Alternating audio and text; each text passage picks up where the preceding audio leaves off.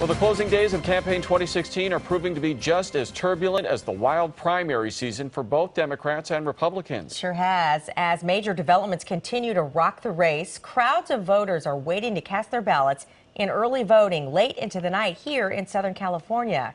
KCAL 9's Jeff Nguyen is live in North Hollywood with a look at those huge crowds and people still waiting to vote right now. Jeff. Yeah, so the original plan was to have voting here until 4 o'clock. 4 hours later, you can still see a few people right behind me. The staff is starting to clean up here as we have about a handful of people left. But you know what? A lot of the folks here waited about 6 hours to vote. 5377. Call it democracy bingo. Committed voters waited for their number to be called before they could go into the voting booth at the North Hollywood Regional Library.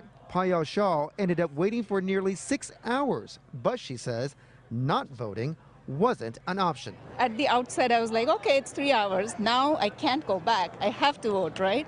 The atmosphere has been great. It's been like this all day. Even though Hillary Clinton and Donald Trump have been nasty to one another during the presidential race, people here say they've seen only respect in the democratic process. Comedian D.L. Hughley says fame and fortune doesn't get you any special treatment. Yeah, everybody gonna wait, and you still gonna wait for your number to get called. But ultimately, that's what makes it great. And so when I hear things like, voting being rigged, just being here today, you could tell that something like that would be difficult to do. Hughley says he wanted to vote early because he has an out-of-town job on Election Day.